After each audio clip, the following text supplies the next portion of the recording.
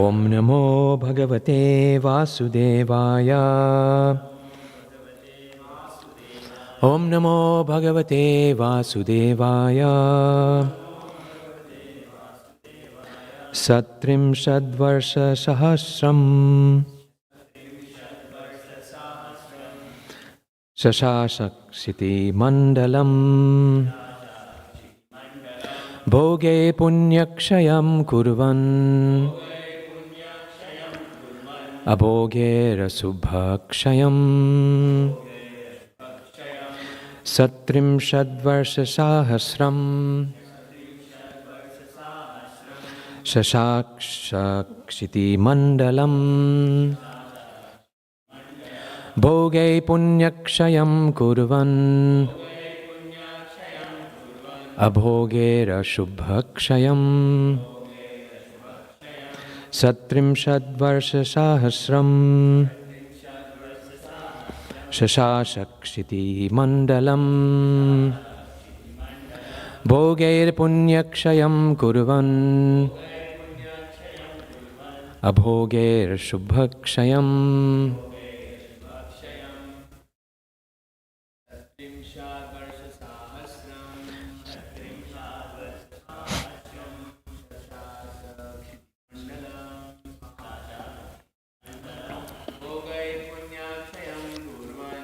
Bhoge Punyakshayam Kurvan Abhoge Shubhakshayam.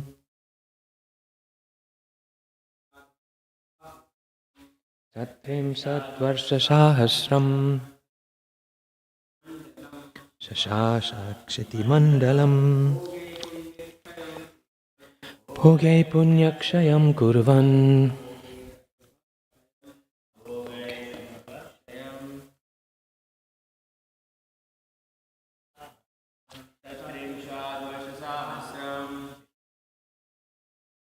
Shakti Mandalam Bhoge Punyakshayam Kurvan Abhoge Rasubhakshayam. Satrimshat 36 Varsha years, Sahasram 1000, Shashasa ruled, Kshiti Mandalam the earth planet, Bhoge by enjoyment, Punya of reactions of pious activities, Shayam diminution, Kurvan doing, Abhogehi by austerities, Ashubha of inauspicious reactions, Shayam diminution.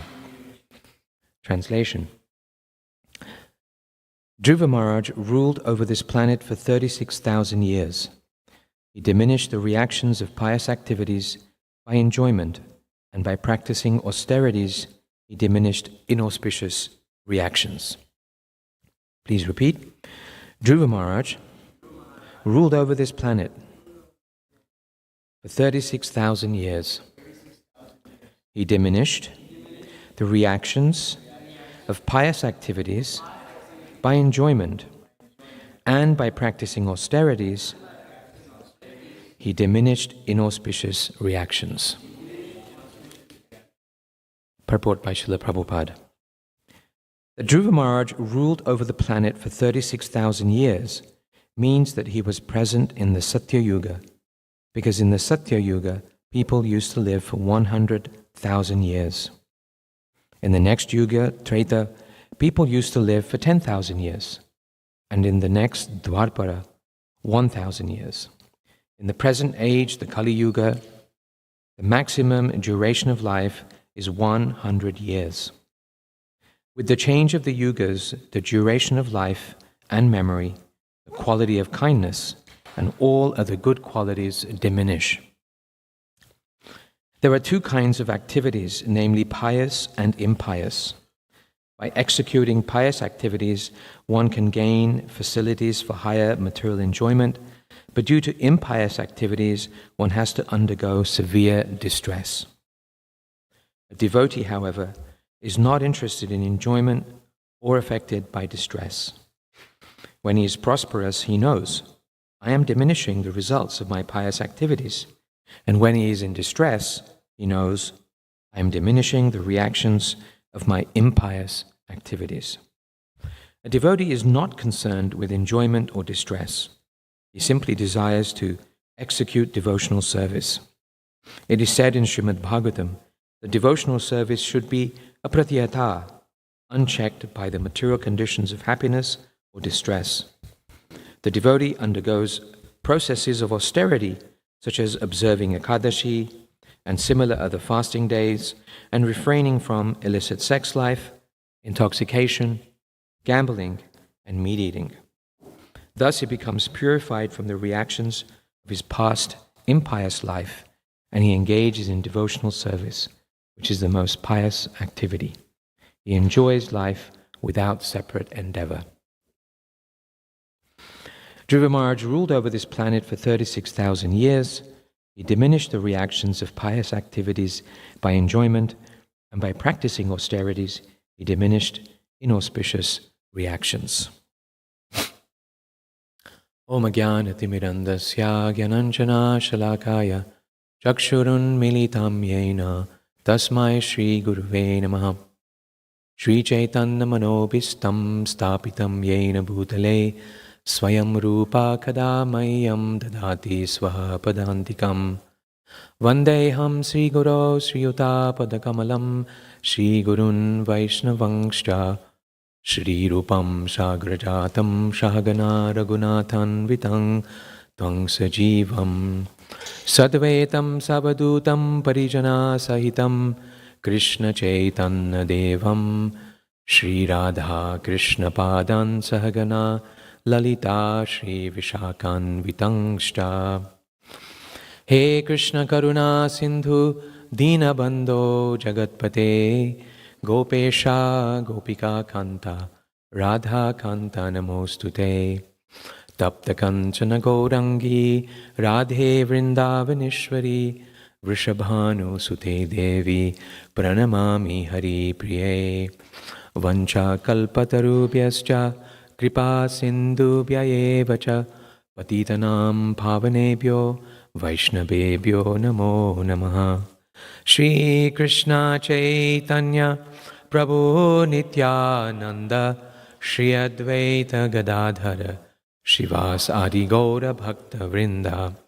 Hare Krishna Krishna Krishna Hare Hare Hare Rama Rama Rama Hare Hare.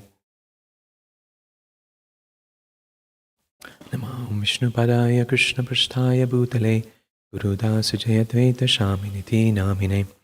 Namo Vishnu Padaya Krishna Prasthaya Bhutale Srimate Bhaktivedanta Swaminiti Namine. Namaste Saraswati Deve Gauravani Pracharine Nirvisesha Shunyavadi Paschatya Deshatarine. Hare Krishna. So here we have the example of Dhruva Maharaj, who's teaching us how in human life we can rise above the dualities.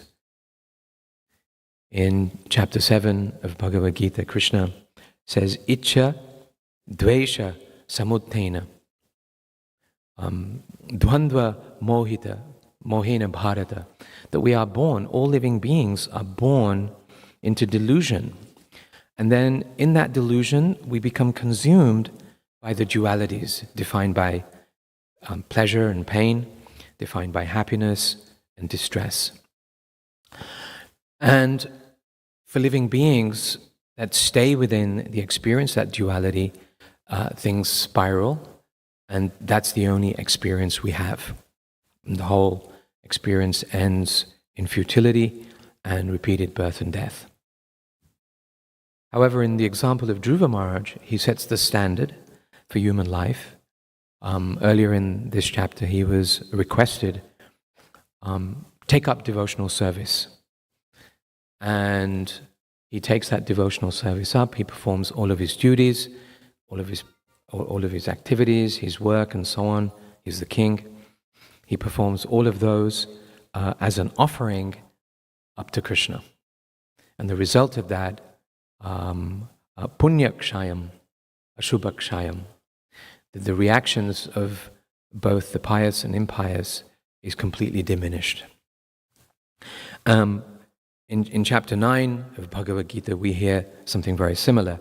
Krishna says, Subha Shubho Palere Evam Mokshase Karma Bandhanehi.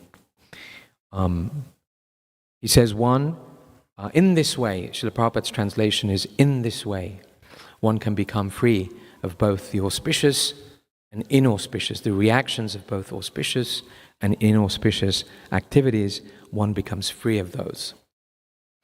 Srila Prabhupada starts that translation in this way. So what is he referring to? He's referring to the verse before that, Yad Karoshi, Yad Ashnashi, that whatever we do, whatever we eat, whatever we give away, whatever austerities we're performing, we do that as an offering to Krishna. And in this way, we become free from the auspicious and inauspicious reactions to those activities. So, Dhruva Maharaj sets the example of Yad Karoshi, Yad Ashnashi. We hear that he's a householder, he's a king, and he's got so many varieties of activities to perform, but he's absorbed in those activities as devotional service. And we see in the example of Srila Prabhupada, he taught us how to be absorbed. Srila Prabhupada was absorbed when everyone else was sleeping. He was up translating. He's going for a morning walk, speaking, discussing, debating with devotees. He's coming back, he's giving Srimad Bhagavatam class. He said Bhagavatam in the morning, back in the afternoon, completely absorbed in all varieties of activities. There is a very famous incident of Srila Prabhupada in Vrindavan. He takes devotees to Vrindavan, and they're riding through Vrindavan. And Srila Prabhupada's not really saying anything. And the devotees are thinking, well, maybe Srila he's back home in Vrindavan, he's absorbed in the various pastime places that we're going past, and maybe he'll share with us some of those pastimes. And then Srila Prabhupada breaks the silence and says, cement. We need cement. So Srila Prabhupada was absorbed in Krishna Balaram, absorbed in building Krishna Balaram Mandir, absorbed in the practicalities, teaching us that devotional life is a very practical engagement of service. It is not a withdrawal, it is not false renunciation, it is not the giving up of activity, it is Bhagavad Gita in practice. You know, we have a prescribed duty, we perform it, but we perform it completely absorbed in Krishna. So in this way, it's a really nice phrase, in this way, becoming free of both the auspicious and inauspicious reactions to the activities that we perform. Now in this chapter we observe, if we read a little earlier, and then if we read right through the chapter, we observe Dhruva Maharaj fulfill the fullness of the devotional process. When he was asked to engage in devotional service, he was then asked for a benediction. And the benediction he asked for was for unflinching faith and remembrance. Achalitam smriti. I would like unflinching faith in and remembrance of the Supreme Personality of Godhead. So with that faith, he went about for 36,000 years engaging his various duties. Now he was a king, a busy person, looking after the world, looking after the citizens, their needs, so many various affairs and departmental activities that the king oversees, even though they may have departmental heads. And Krishna's message in Bhagavad Gita is similar to Arjuna. Mam anushmara yudhyacha. Think of me and perform your prescribed duty, and become absorbed in this way. And here in this verse, we see the result of that, the result of this absorption in Krishna. Punyakshayam, Ashubhakshayam. The reactions of both pious and impious. He's freed from that. So this shows these are the first symptoms of such absorption, preliminary symptoms of such intense. In one verse it says that Dhruva Maharaj performed this devotional service with full force, with a very intense force. And the result of that, he's free of the dualities of this world. No longer drawn into the happiness of this world, no longer drawn or impacted or affected by the distress of this world. And then later on we hear how he deepens his realization that everything is an illusion. He lists all his varieties of relationships, all illusion. This kingdom, all illusion. So now it's time for me to hand it over and go and become further absorbed in Krishna. And so he retires to the Himalayas, becomes fully absorbed, and there we see further symptoms of his absorption. His tears, his crying, his body is quivering, and he's exhibiting perfection in devotional life. And that's when he sees the arrival of the Viman to take him back to Vaikuntha.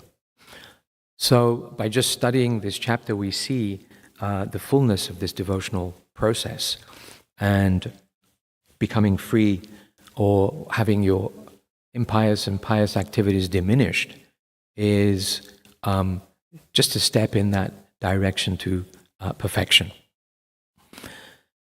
I was also reflecting on, in an earlier verse, there is a reference to Dhruva Maharaj as a father. And he's a king, he's a father of all the citizens within this, within his role as a king. And one thing about him being a father and being so absorbed in devotion to Krishna is that he's setting an example for the citizens. The citizens are also inflicted by taking birth in delusion, inflicted by duality. So therefore he is setting an example of how to become free of the dualities that his citizens are also experiencing. Arjuna is also asked to be an example. In chapter 3, Krishna says, well, even if there's no need for you to have a kingdom, do the fight anyway, fulfill your prescribed duty as an example. If you leave the field, people will see, well, Arjuna left the field, so maybe we can leave our prescribed field of activity. But if you stay, whether it's victory or defeat, people will see that you stayed and you fulfilled your prescribed duty. And people will see that as an example. And Krishna defines leadership in that chapter as being an example. And he refers to Janak Maharaj. Janak Maharaj was an example to his citizens. There was no need for him for any goal or any achievement, but still he performed his prescribed duty just to set that right example. So Krishna says, Lokastad anuvartate. People need to follow. And therefore people need to see examples. And earlier on, and also in the 4th canto, we hear a lot about Pradyumna Maharaj as the ideal king, and his example and his care and his fatherliness to all citizens. And this is what citizens need. They need a good example of a saintly leader, a saintly king or ruler, whom they can emulate and learn how to be absorbed in devotional life. And so Dhruva Maharaj is that example for the world. And in studying this chapter, he becomes an example for us. Like Arjuna, we follow his example in fulfilling our prescribed duty as an offering to Krishna. Another reflection I had is we hear of Dhruva Maharaj's diminished pious and impious activity. And I was thinking, well, how about us? When might that happen for us? Srila Prabhupada says, I'd just like to read this from the purport. A devotee is not concerned with enjoyment or distress. He simply desires to execute devotional service. It is said in the Srimad Bhagavatam that devotional service should be apratiyatha, unchecked by material conditions of happiness and distress. Just because we have become devotees, the material world doesn't stop being the material world. We are still impacted by the dualities of the environment of this material world. We'll be drawn into the material nature either through the pleasure or even through the distress that it may cause upon us. But the devotional practice is apratiyatha. It cannot be checked by any limitation of the material world. It cannot be checked. It's not that I can only practice because I need to be in a blissful state initially, or experience happiness initially, or I need to be free of all suffering. We have this material body, it's going to act as a material body. Kauvanam, Yovanam, Jara, it's going to get old. It's going to have some disease, it's going to get ill, it's going to have some challenge. But within that challenge, apratiyatha, the devotional service that we take up, the devotional mood with which we become absorbed in service to Krishna, that cannot be checked. That cannot be held back by the constraints or limitations of this body or the limitations of the world around us. And so early on in Bhagavad Gita, Krishna teaches us his first spiritual technique, which is tolerance. And I quite like the way he describes it. He begins, Na tvevaham jato nasham. He begins his teaching of the eternal nature of all living beings. And then he makes it more local. He taught, you're eternal, but dehinosmin yatha dehe, you're embodied. You're the dehi, but you're embodied in this dehe. And your experience is going to be kaumaram, yovanam, jara. You're going to have this constant change of the body, and then again, the body changes at death, and you're going to move on. And that change is not easy. That change is very difficult. I had one devotee in our congregation. Can I get some time with you, Prabhu? Can I have a conversation with you? And he didn't want to tell me there and then what it was about. Older man, and then older devotee. And then when we met,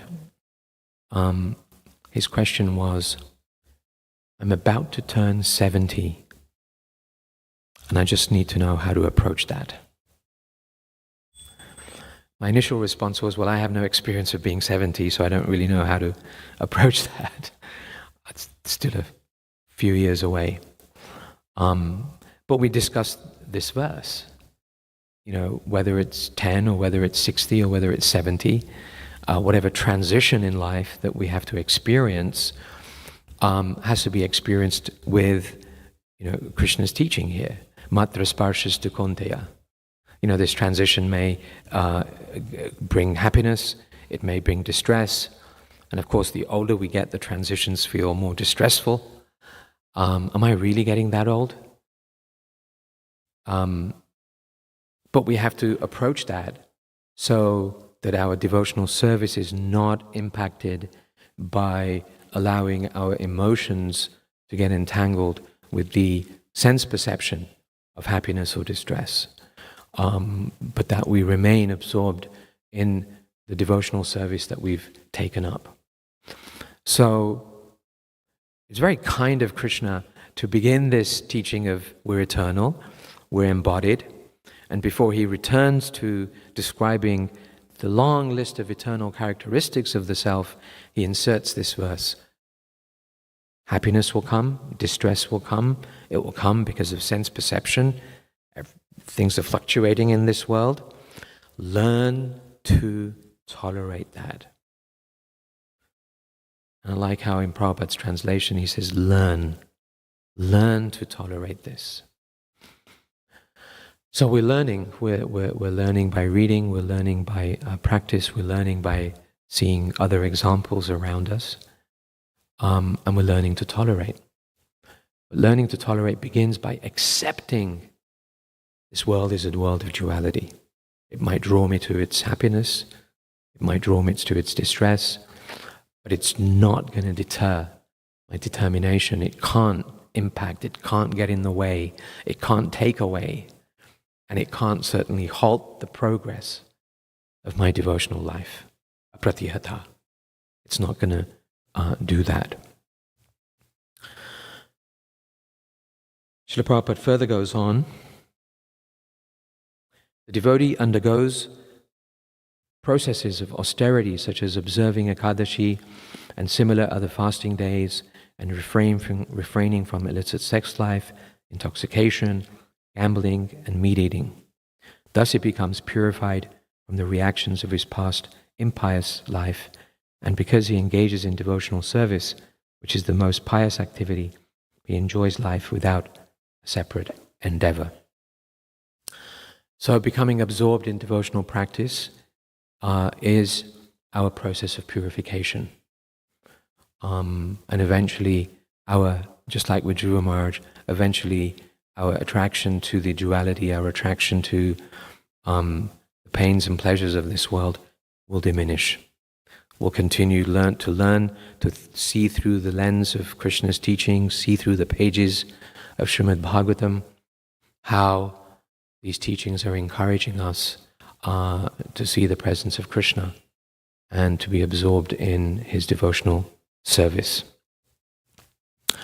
So whether we have to do this for 36,000 years, 36 years, 100 years, whatever that might be, the word kurvan is used here, just doing, performing this austerity.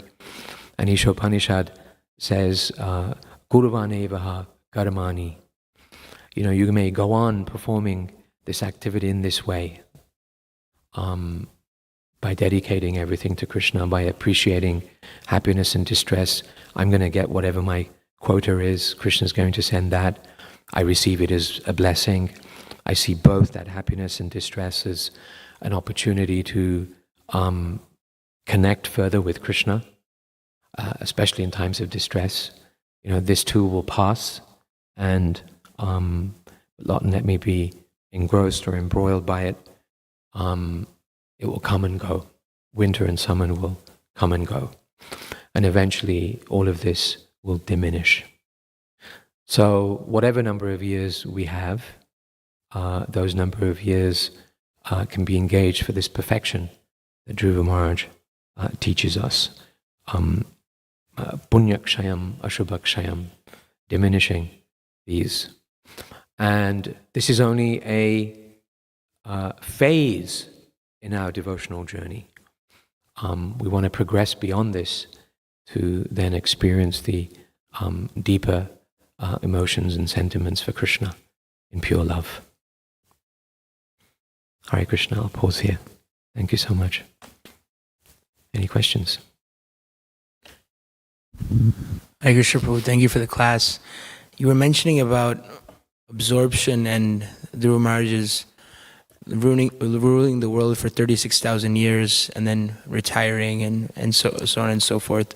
And I was just thinking that there's many examples of Dhruva Maharaj, Bharat Maharaj, Parikshit Maharaj, of them ruling their kingdom and then retiring and focusing on getting more absorbed. It's not that they weren't absorbed in their service as being king, but they understood the realities of entanglement, and they took time out and they retired and they got absorbed. Now we have the example, and this has seemed very common, but we have the example of Srila Prabhupada and our acharyas who, till the last moment, they were on the battlefield, preaching and fighting, and they were fully absorbed as well.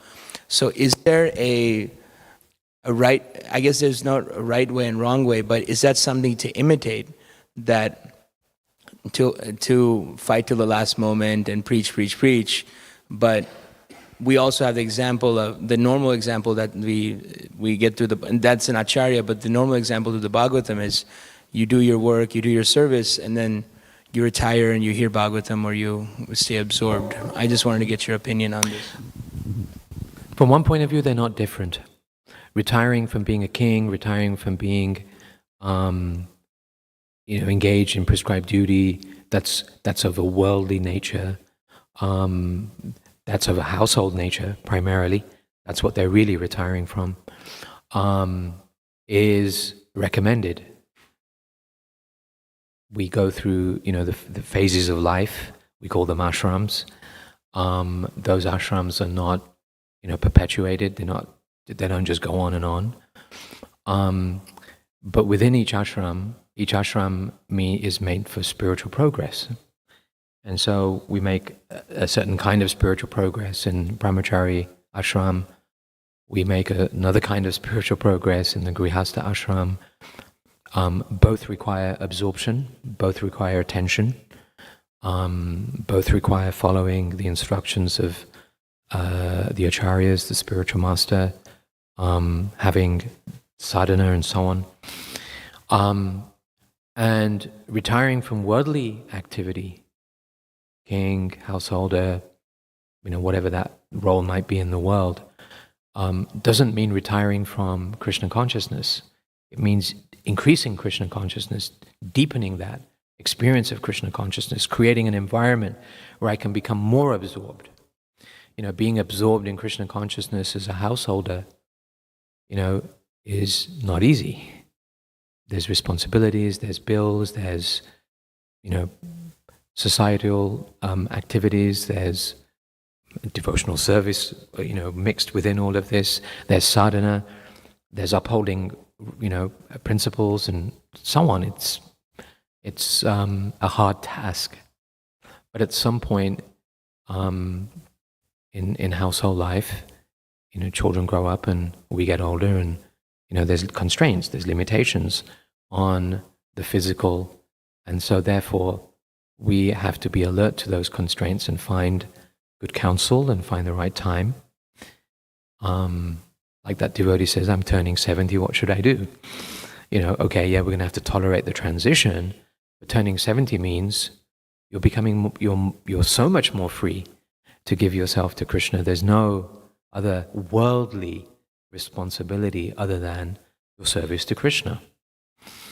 So they didn't just retire, they retired for Krishna consciousness to become more absorbed.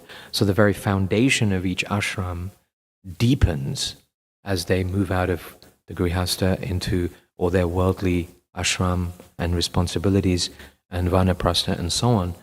The foundation deepens, the focus deepens, and the opportunity is to just be absorbed in that. And practice Krishna consciousness so that whatever remnants of pious and impious, they begin to diminish.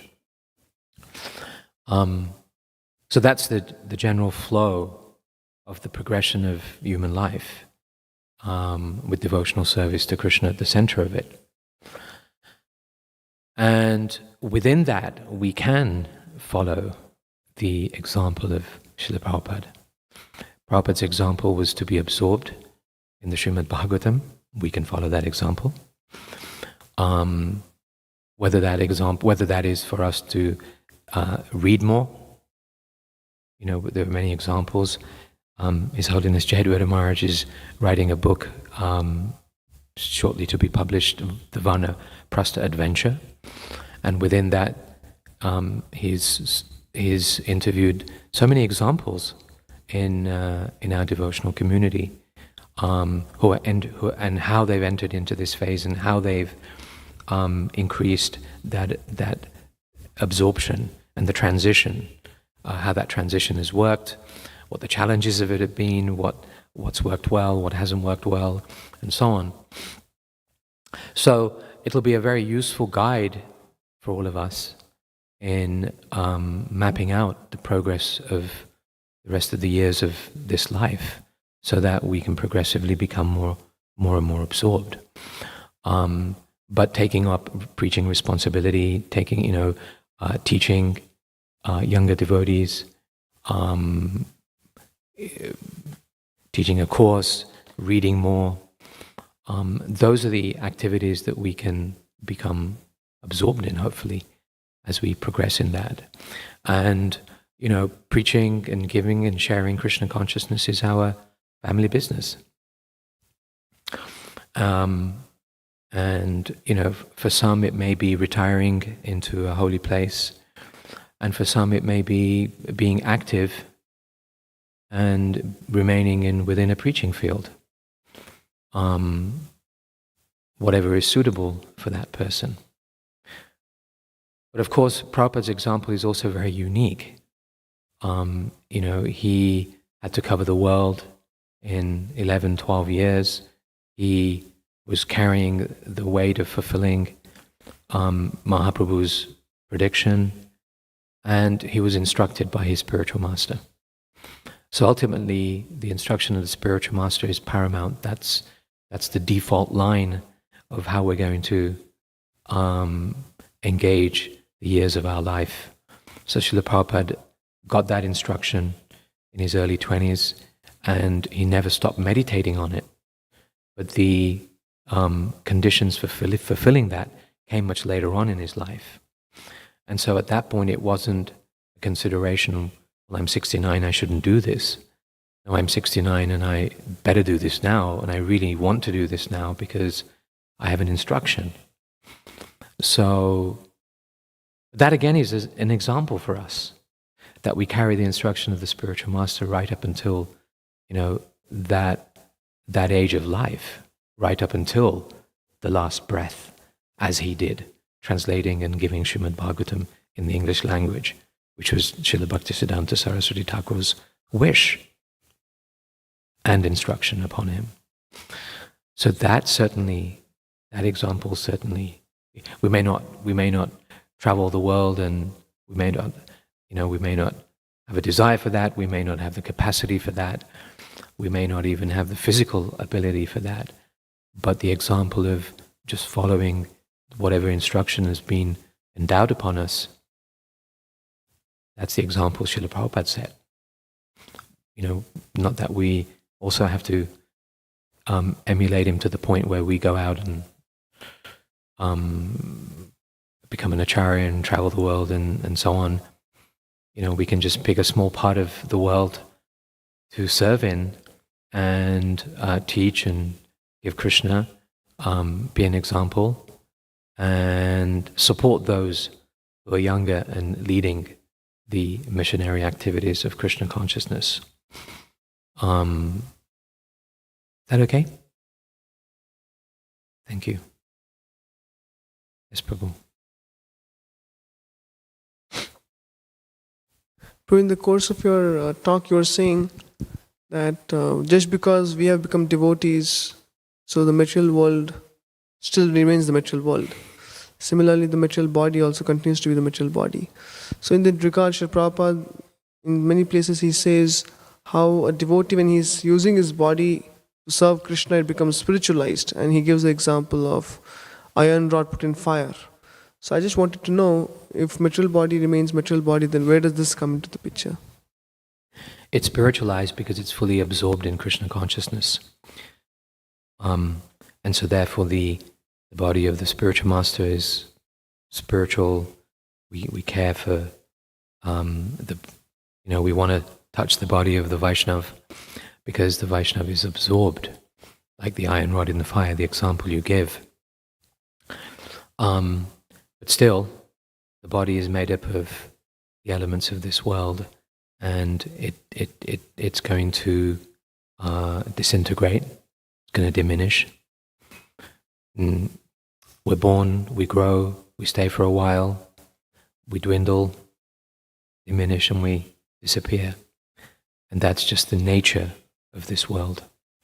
And again, if we bring it back to Srila Prabhupada's example, Srila Prabhupada is on a spiritual mission. He's going to be serving, his spiritual master's instruction.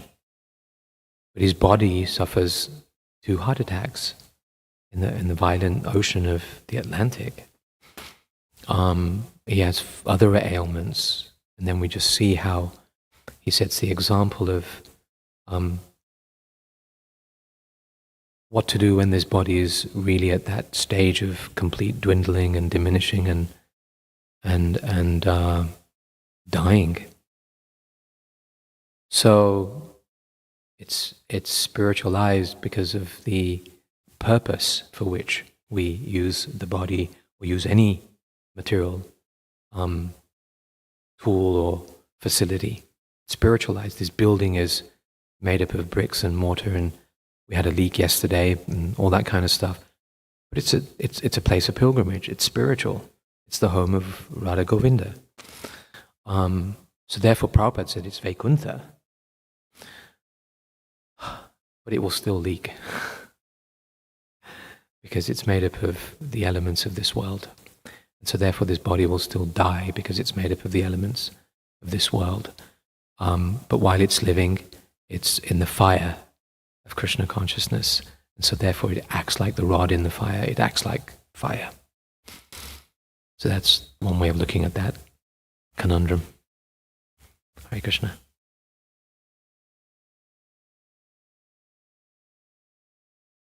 Okay, let us conclude. Thank you all very much. Grantaraj, Srimad Bhagavatam ki jai, Srila Prabhupada ki jai. Gaura Bhaktivinoda ki jai. Namo Vishnu Padaya Krishna Vishnu Putale Guru Dasa Jaya Dvaita Shaminiti Namine.